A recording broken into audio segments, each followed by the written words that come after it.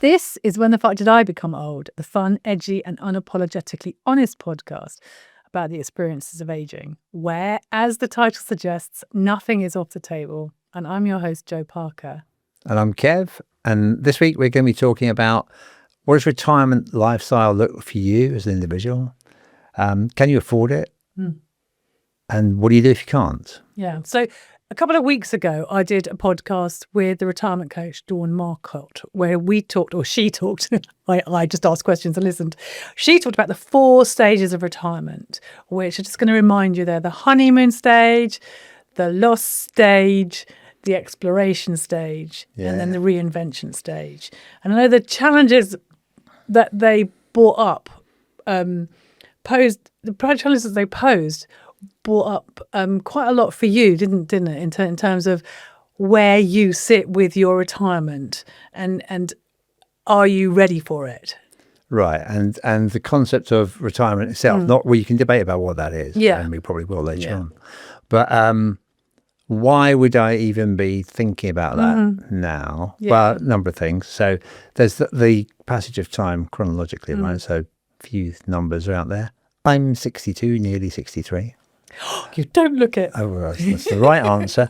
And the average age of retirement in the UK is actually 65 currently, even though your pension, your pension doesn't come until 67, state pension, or 68 if you're younger and you're not going to get it. Yeah, or 70 by the time we get there, But at the moment, 65 is the average average retirement expectancy in the UK. Yeah. And I'm not very far away from it, and I'm conscious of that. So average life expectancy is 81. Yeah, so sometime between now and then you will be retiring. Yeah, absolutely. Okay. And so with life expectancy of 81, that's not that far away either, right? No. That's less than 20 years for me.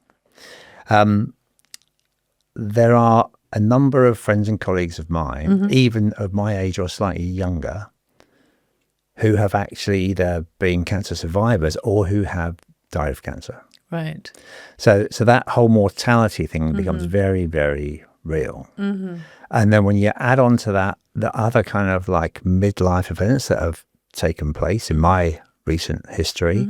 So I lost my parents 2-3 years ago. Yeah. So when you then become the oldest member of your bloodline, and you're the head of the family, that's a very tangible manifestation of age. Right? Yeah. Where you kind of go, because before that you were acting like a kid.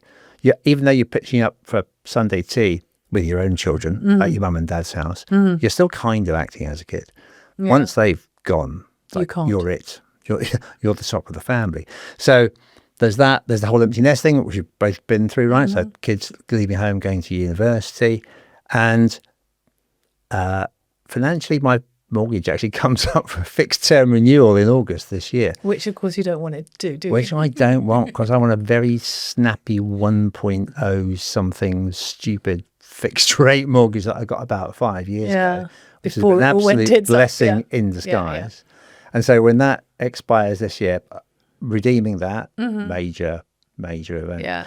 So that, and then lastly, if I look at my working life, most of the people that I joined my current employer with 18 odd years ago are not there. So what, you're the oldest man in the corner? I am. There's nobody older than me. Really? No one. Okay. No one. It's hard to find somebody within a decade. No, seriously. I haven't had a boss that's more than 14 years younger than me in about 7 years. Wow. So it's quite it's a thing, right? Yeah. So given that is around the corner in some fashion, you started to look at your retirement. I have started to think about it. And so with that in mind, we thought, well, okay, let's get an expert in who can tell us something about how you plan for retirement.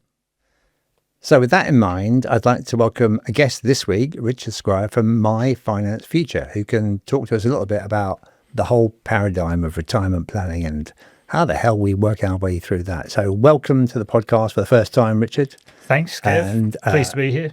We do know each other in a previous life. We do. So when I started to think about the retirement thing, well, which I still am thinking about it, there's a bit of a question there about what even is retirement, right? Yeah, so of course. Is it stopping working? What's the sort of range of options that you see people consider when they talk to you about planning retirement? Well, it's a whole range. I don't think there's a standard retirement plan anymore. And part of the reason we've done what we've done is because retirement from a financial perspective is way more varied and complicated than it was in the past. So go back 30 years, my parents, your parents maybe, they retired with defined benefit pensions and everything was sort of set out. You had a guaranteed income for life. You didn't really have to think about retirement because it was all sort of provided for you. But now people are taking a whole range of routes. You can potentially retire with 40, maybe even 50 years to live. And so career one is career one. What do you do next? And maybe you take a break and pick up something else. There's a huge movement around financial independence. Right. I'm not sure if you've come across this, but No. It came out of the US, originally termed financial independence, retire early or FIRE. Right. And it's really about taking control of your financial situation, not having to work, but being able to choose whether to work or not, and for how much you work and what you do and all these sorts of things. So the financial independence part's become quite a thing, and so people are thinking about, well, how much do I need in order to be financially independent, maintain my lifestyle, and make choices about what I do for work. Maybe do things I enjoy rather than do things that pay a certain amount because I'm. So I mean that in itself is a big change, right? Because the default assumption, I would say, for decades was that retirement meant you don't work. But it's the end. It's like, I've stopped working. That's over. Absolutely. I mean, and now you're saying that's actually not the pattern necessarily that people are exploring, because they're thinking about, to your point, about second careers or maybe even third chapter careers, right? But there's all sorts of patterns. I don't think you don't see a standard thing anymore. I mean, there are still people who do retire with a final salary pension scheme. Maybe they've got left civil service employment. One of my best friends from university worked for the same company for 40 years nearly. Very few people do that these days. No. And his company... I wish I had. I'd love to be on a DBS scheme. That'd be awesome. Well, that's right. I mean, he's retired and has a final salary pension scheme. He's sort of got a fairly standard retirement. He's not gone back to work. He's doing voluntary stuff and travelling. So there are still people who do that, but the vast majority are doing a bit of both. And I think people also see that actually you're a long time retired. When the idea of retirement came up when pensions were introduced, in the first part of the 20th century, people didn't have very long retirements. They were maybe live for 5 years or something like that after retirement age, and the life expectancy wasn't as long. But now some people can aspire to a 30, 40-year retirement, and that's a very long time to not be doing anything. Yeah. And with the risk of Alzheimer's, various forms of dementia, you want to keep your brain active. And the question is crosswords and chess or bridge or whatever it is you do, rather than working, going to be enough to keep your brain going? And actually the stress you feel from work from time to time is actually a healthy thing up to a point, because it does force your brain to work properly. So that's definitely a conversation that Joe and I have had because I'm kind of keen on the idea of retiring. I'm keen on the idea of not working. I quite like it. And she's definitely worried that I'm going to become a burden of some sort if I just sit around the house doing sod all the entire time. But apart from that income stream thing, and people, as you say, possibly keep themselves active and busy, I mean, there's another set of motivations that you sometimes hear about as well, which I don't think was necessarily a big problem for my parents' generation, but the inheritance angle, right? So some people, I mean, we as a generation, we're probably relatively lucky in that we will all inherit something from our parents, because that's just the way wealth accrued in that generation. Yeah. But I don't think my parents ever had an objective that they're going to leave an estate. That was never a goal, right? It was an accident of house buying strategies in about 1968 or whenever they last built their house, bought their house. Yeah. But now some people, not necessarily me, but some people actually go, no, I want to leave a legacy. So in actual fact, when they come to do their retirement planning, they're not just thinking about how many sports cars can I buy and how much fun can I have before I die. They're thinking about, what can I leave for the kids? What can I leave for, extended family even? I mean, the extended bank of mum and dad. So that's a different landscape, right? That's a relatively new landscape that changes the way people approach planning for retirement, surely. So I think that's true for a large number of the population. Obviously, there were the wealthier echelon. They had plans for the future and all the rest of it going back decades. But these days, because I guess of the build-up of property wealth, as you've alluded to, Kev, it's become more of a thing. And I guess life's become more expensive. Kids' expectations aren't always in modern day to have a higher standard of living than their parents. People going through life with lower expectations, or maybe not fulfilling expectations they might have aspired to earlier. So, and there's a level of expectation that some of that will be funded by their parents and deposits for houses, those sorts of things. So you have to plan for that as well as retirement spending if you want to give your kids a leg up in life, I guess. And that could last for an extended period, depending on when you had your kids.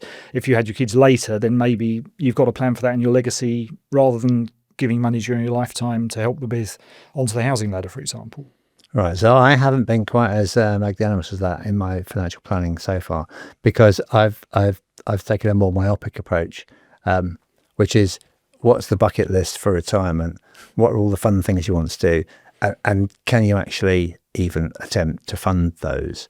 And I think until I was like 58, 59, I was still, I had kids late. So I had kids when I was like 40 and 42. So I was kind of still in the family mode through the 50s. Kids were at school doing homework, blah, blah, blah. And so you're still kind of like building and running a family household. And I wasn't really thinking about the long end of the curve at all. And I can remember I used to not even check my pension valuations terribly often. I was kind of like, yeah, whatever. I'm not interested. Then I got to about 58, 59, and you start getting invited, certainly I do at work, because there's this now obligation of care for employers where because you can crystallise your pension from 55 onwards, they now have to educate you about your options. So I get invited every year to pension briefings at work. Now that then makes you go, oh shit, I'm in that category, am I? I'm in the category where I need to think about that now. So I went from that to like checking my pension every 6 months to then like checking it every 3 months to then thinking, oh, actually no, I need to make some decisions. Actually, can't just watch it. I need to do something about it. And I did about 2 years ago, I did my first attempt at doing a budget for a mythical retirement. I wasn't really quite sure what it was, but I had a go. And moving from a salary, a reasonably healthy salary on a monthly basis, to some sort of budgeted lifestyle, I did my first budget. I showed it to Jo, and she was like, that is just fucking ridiculous. You cannot possibly need that much money. Or, we went through an argument about, can you strike the no, that's essential, can't live without that. And so I'm still not sure to this day, actually, that I've yet really got my head around what the hell is a reasonable budget for the lifestyle I want to live. And yet that's the space where you've kind of created an offering, right? Right. So, I mean, everybody's got their own lifestyle. This is part of the challenge. There are some numbers you can look at. If you're really not sure and you're thinking about retirement and you want to know how much you should budget for, then there's an organisation called the PLSA, the Pension and Lifetime Savings Association, which does research in this area with universities and estimates the amount you need per year to pay for a comfortable lifestyle. And the number they come up with is today, and they'll obviously adjust it every couple of years for inflation. Today, it's about, I think, for a couple of just north of £60,000 after tax to fund a comfortable lifestyle, which involves sort of long haul travel once or twice a year to go on holiday, and a car every 5 years, those types of things. And they do different grades, but that's supposed to give you some sort of idea. And mostly post-tax is kind of chunky, right? Because what's that, 80 pre-tax or thereabout? Yeah. 75 maybe to 80? Something like that. So you've got that, but if many people would look at their own expenses, and that number, for example, doesn't adjust for London expenses. So it's going to vary by location. But many people would look at their own expenses and say, well, how does that, as you've done, how does that translate into retirement? Because that's my lifestyle. I want to maintain that. And everybody will be unique in some way because they've got their own hobbies and their own the things that make their life. You want to maintain that in retirement. So it's better, in my mind, if you're going to do a proper retirement plan, to do that bottom-up analysis and say, what do I need? What am I going to be spending in retirement? Not some sort of mythical average, which might be useful to give you some sort of idea, but it's not going to be what you really need to have done for your retirement plan. So you can reflect on some things will change. Some things do get cheaper in retirement. So you're not going to be traveling into work. You'll be able to get away with spending less money on lunch, and it makes a fairly significant difference. It's a bit like the coffee tax on millennials and all the rest of it that people talk about. You get rid of some of those higher treat type spending because you just don't need it. Plus, you have more time, so you can shop around. You've got time to find all the sale items or whatever it is. You're just more efficient in your spending when you've got a bit more time. When you're working hard, you end up trying to be efficient by just spending money quickly, and it costs more inevitably. So you will find things get cheaper. And so there is some research that says the replacement rate is lower than you expect. So you don't need quite as much. If you translate your current spending into retirement spending, you'll overestimate. And each of the decades is a bit different, right? I mean, just in terms of your own health and mobility, like your 60s has got to be not that I know yet, but I might, just at the beginning of my 60s, but your 60s has got to be some sort of different experience to your 70s. To your 80s. The US financial planning industry, I've done a fair amount of research on financial planners, you might expect, but there's a sort of a catchphrase, the go-go years of retirement, the slow-go years, and the no-go years. So in the early in retirement, people make the most of it, travel a lot, have some good new experiences, the go-go years, and then after a while that sort of pales. They may spend a bit more time seeing friends, family, not traveling quite as much, but still being pretty active, the slow-go years. And then past, depending on your level of health, after a certain point, maybe it's 80, maybe it's 85, you tend not to do very much, and the costs go down, but then potentially you have the need for care and all the rest of it, which could push the costs up. So you've got that profile in retirement, which can start high, slope down, and maybe go up at the end depending on your care needs, which you have to factor in because it makes a huge difference. If you have a simplistic approach and carry on your working life spending and just inflate it for the rest of your life, you'll probably overestimate your spending. It does depend on case by case. If you've got big plans to go travel the world in retirement, then maybe that doesn't apply, but in general, you'll spend less in retirement than you would during your working life. So navigating that kind of, well, it could even be quarter of a century, right? So it's a very long piece of tarmac, but navigating that landscape and trying to work out, well, okay, how do I plan for my future? What options do people have available to them to kind of go, well, where do I get help on that, or how do I even do that for myself? Yeah, so this is a sort of there's many ways of doing this, and it depends a little bit about how financially confident you feel in planning for yourself. And are you somebody who feels comfortable with finance, or is somebody who tends to shy away from it and be a little bit scared off by it? Because there's a whole range of different possibilities. And in terms of how you approach it, at one end of the spectrum, you can go to a financial advisor, a regulated financial advisor who can create you a financial plan. That's the most costly approach, but it also gives you some comeback if things don't quite work out as you hope. It does, generally speaking, mean you need more assets to make it a thing that genuinely delivers value for you, because if you have a really simple financial life, it probably doesn't make sense to engage, or it may not make sense to engage a professional. Because the fees would be too high. Exactly. And in some cases, the financial advice industry doesn't really have offerings that engage people, that are really for people lower down the financial spectrum, if you like.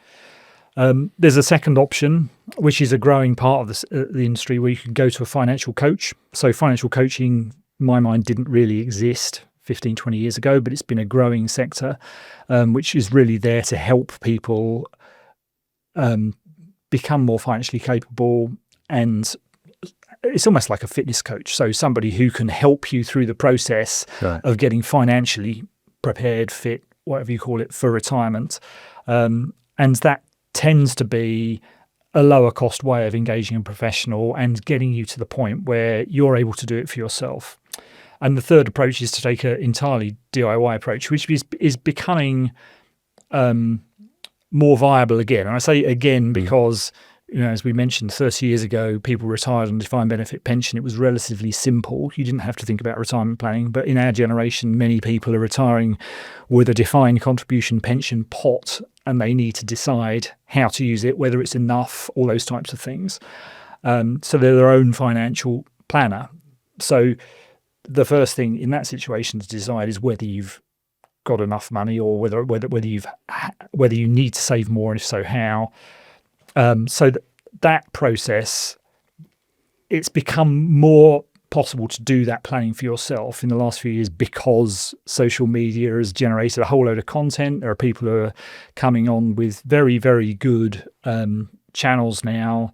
I mean, Martin Lewis does it for finance more broadly. Yeah. But there are money others, saving expert. Money saving expert. He hasn't until very recently started on focusing on investment and financial planning, but he's just started to dip his toe in the water there, and he might expand that, I guess. But there are other channels on YouTube. So we partner with one called Pension Craft, which is a very, very good channel and helps you run your own portfolio and plan for retirement and those sorts of things. There are several others. There's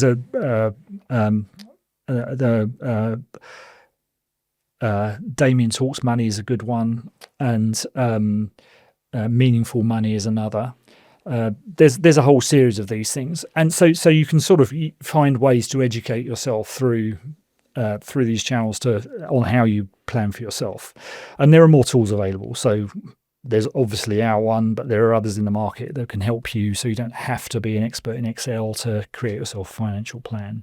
Because I mean, I can remember about 5 years ago, I was getting cold called by, I won't name the firms, but there's a couple of retirement/investment firms, right, who are pretty big on cold calling you, and going, "Can I talk to you about pension consolidation?" Blah blah blah. Yeah, and they just wanted to sell you their funds, right, and take you out of whatever previous schemes you were in, which I was always a little bit apprehensive about, and when I tried to do one of those things and double check it with an IFA, I had at the time I had 2 DBS schemes, which were like, I'd only been there. It was like 30 or 40 years ago. I'd been there a couple of years. It wasn't a big amount of money, right, and the DBS was going to pay peanuts or whatever in terms of an annual income. And I said, I just want to get the whole thing out, slap it into a direct contribution, defined contribution style thing. And I couldn't do that. Like my fund, my pension provider, my previous employer, wouldn't do that unless I could get a signed thing from an IFA saying that I'd been advised that moving out of defined benefit was okay. The IFA refused to sign it. He said, "No, I don't think it's a good idea." He said, "I don't think you're old enough. I think it's not something I would recommend." I was like, well, what is all this financial freedom that I allegedly now have, right, was to move money around, and I can't do anything without the IFA telling me it's okay? Or is that a phenomenon that is that a unique thing, or is that a common thing? It's a fairly common thing. I mean, there's been quite a few scandals with people being advised, in many cases wrongly, to take money out of a defined benefit pension scheme. There's a very high profile one with the British Steelworkers in South Wales 5-10 years back, where lots of people were taken out of their defined benefit pension scheme, moved into defined contribution. It turned out to be a bad answer for them. Right. And as a result, the FCA have been clamping down on this incrementally over a couple of decades. So now it's come to the point where it's very, very difficult to switch money out of defined benefit pension scheme, because the IFAs have to go through a huge process and be very confident that it's the right answer for you before they're allowed to do that. It becomes very costly for them to do, and there's many IFAs who've got out of that market as a result. Right. So if you've got a small pension, it's probably not worth the pain of switching it out. You might as well wait until it comes up for payment. So if somebody wants to start thinking about, okay, how do I take control, to your point about taking control of your destiny, financially, and therefore your destiny in retirement, if they want to start doing something like that, where can they start, and how does your firm fit in terms of what it can help them with? So, I mean, I would think about this as a journey. So if you're going to do this for yourself, then there's quite a lot of knowledge you will need to assimilate to do it properly. And in my experience, you go through several stages of understanding, if you like. Initially, you don't know what you don't know. So you've sort of got to explore a bit to find out what it is you don't know, so you can then start to work out what questions you have to answer and then begin to answer them. Right. So it's not something you should expect to be able to do quickly. Right. It's something you'll need to treat as a bit of a project, and over time assimilate the knowledge you need to be confident that you've got a plan that works for you and is efficient. So, I mean, it does depend a bit on how complicated your financial situation is, your income level, your levels of saving. I mean, if you're somebody who's got a relatively small pension pot and is going to be mainly reliant on the state pension and relatively low outgoings, it's going to be less complicated. But if you have maybe a number of different pension pots and maybe you've got a rental property, a sort of buy-to-let investment from the past, your first flat or whatever, where you may be getting capital income at some point, your rental income in the short term, it's become, and maybe you've got a plan where you want to have maybe a 3-year retirement and then go back to work part-time.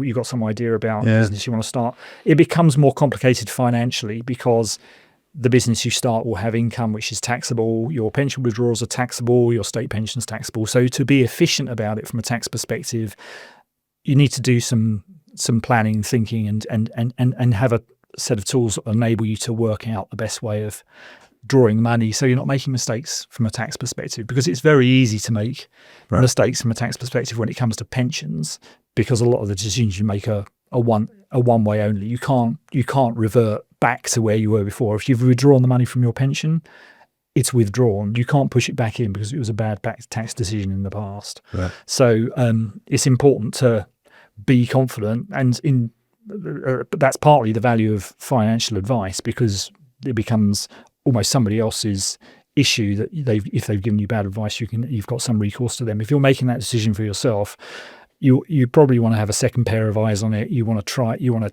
test it in a couple of different planning tools maybe, but because it's so much cheaper than financial advice, you can afford to spend the time and money to do that, because it's very hard to get it to be as expensive as financial advice, as long as you don't make a mistake. And you do have to remember that because the mistakes can be costly, you've got to develop enough confidence that you can do this reliably and aren't going to regret what you've done.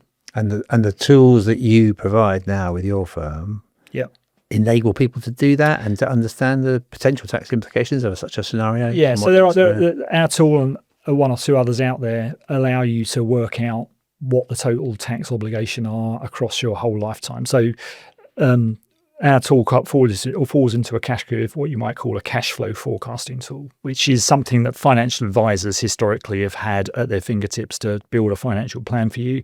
And you can get access to the professional tools either via a financial advisor, and there are some who would sort of give you access to a professional tool as a sort of a service. They're generally speaking designed for financial advisors. What we've tried to do is build a similarly powerful tool, but designed for retail consumers. I guess the thing to think about is these things are financial planning is something that professionals do for a reason. It's not something that's completely straightforward. So you sort of got to go into it understanding that it's a bit more than just an afternoon's work. But once you've created yourself a cash flow forecast using a tool that can do the tax calculations for you, you will be able to see what your tax liability is for your lifetime, whether you can afford your retirement plans, and play with the way you withdraw money from different investments to optimize it from a tax perspective, and build a plan that you're comfortable with and you understand how you're going to navigate your retirement. Okay, useful.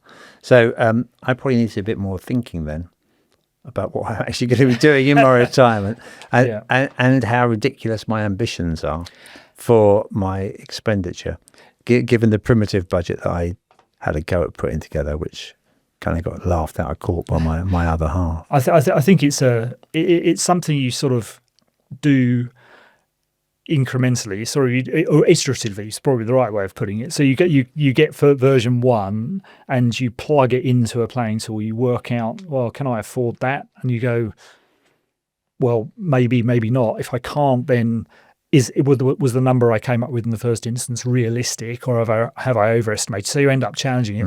I mean, I think of it as a bit like project management. You and I have both had project management backgrounds. When you start a project, you're doing the design and all the rest of it, and you don't really know how long it's going to take, right? You because you haven't done the design yet. So you do the design and you plan it out and you start trying to deliver this project, and you realize after a while that to deliver what you designed is going to take you this long and cost this much, and actually that's beyond budget and it's going to take you too long. So you end up cutting the scope and all the rest of it. Same process. I think so the first time you look at your lifetime plan in the same way you look at a project plan halfway through, and you do that scope alignment, so I'm going to deliver on that date and it's going to cost this much. It's the same idea.